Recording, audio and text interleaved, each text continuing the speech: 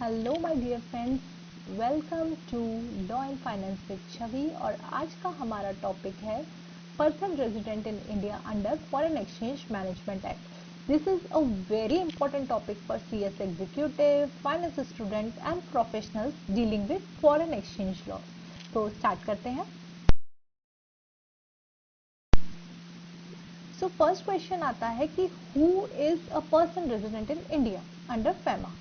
So a person resident in India means a person who stays in India for more than 182 days during the preceding financial year, but with some exceptions. तो यहाँ पर एक clear सी definition दी रखी है कि कोई भी person resident in India या पीआरआई तब कंसिडर होगा जब उसने प्रीसीडिंग फाइनेंशियल ईयर मीन्स इस फाइनेंशियल ईयर से जस्ट प्रीवियस फाइनेंशियल ईयर में 182 डेज से ज्यादा इंडिया में स्टे किया है।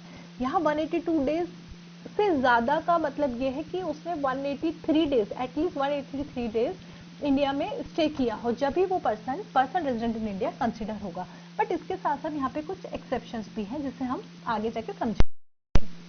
सो फर्स्ट हमने कंडीशन देखी थी कि फेमा एक्ट में किसी भी पर्सन को पीआरआई कंसिडर करने के लिए at least more than 182 days stay करना पड़ेगा। साथ ही साथ यहाँ पर एक और बहुत ही इंपॉर्टेंट टर्म है, वो ये कहती है even if you are an Indian citizen who is abroad but your intention is to stay in India permanently like for employment, business और अदर पर्पज। मीन्स अगर आप इंडियन सिटीजन हो जो कि इंडिया के बाहर रहते हो, बट आपका जो इंटेंशन है is to stay in India permanently, आप इंडिया में आते हो और आप चाहते हो कि आप इंडिया में परमानेंटली रहो, चाहे वो एम्प्लॉयमेंट के लिए हो सकता है या बिजनेस के लिए हो सकता है, किसी भी चीज के लिए आप एक इंटेंशन के साथ इंडिया आते हो कि आपको यहाँ पर परमानेंटली स्टे करना है, तो आपका ये इंटेंशन आपको रेजिडेंट इन इंडिया कंसिडर करवाएगा अंडर फेमा एक्ट। अब नेक्स्ट पॉइंट ये है कि who is not a resident in India. अब कौन ऐसा व्यक्ति होगा जिसे कि रेजिडेंट इन इंडिया कंसिडर नहीं किया जाएगा, जो कि इंडिया से बाहर जा रहा है। बाहर जा रहा है किस चीज के लिए, या तो जॉब के लिए या बिजनेस करने के लिए।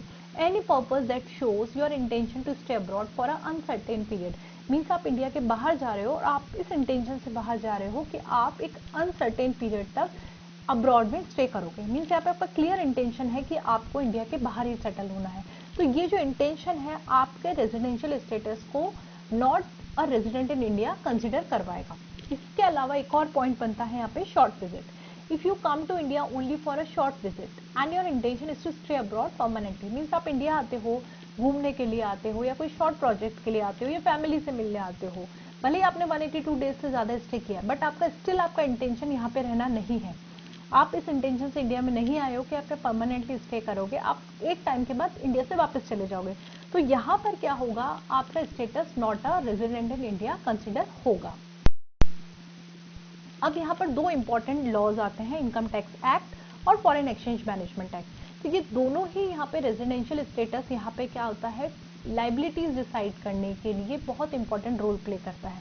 तो फर्स्ट हम समझते हैं कि इनकम टैक्स एक्ट में क्या चीजें होती हैं जो कि किसी पर्सन के रेजिडेंशियल स्टेटस को डिटरमाइन करती है। तो first is under income tax residency depend only on the number of days stage in India. Means आपने इंडिया में जितने दिन प्रीसीडिंग फाइनेंशियल ईयर में जितने भी दिन स्टे किया है वो डिसाइड करेगा कि आप लाइबल हो या नहीं हो, मतलब आप इंडियन रेजिडेंट कंसिडर होगे या नहीं होगे। तो यहाँ पर सीधी सी बात है कि आपने नंबर ऑफ डेज को यहाँ पे कंसिडर किया जाएगा, उसके अलावा कोई भी चीजों का यहाँ पे ध्यान नहीं दिया जाएगा। सेकंड आता है फेमा, जिसके बारे में भी हम पढ़ ही रहे हैं।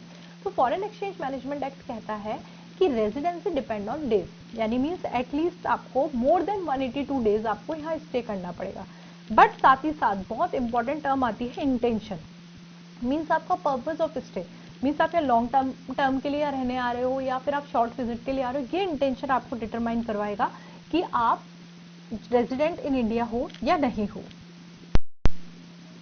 So to summarize, residency under FEMA is not just about 182 days, it's also about your intention. So this is very important topic और इसमें बहुत सारे practical questions भी बनते हैं, तो इसे आप almost अपन ने सारी चीज़ों को इसमें cover किया है। So thank you so much for watching. Please like and subscribe Law and Finance with Chhavi.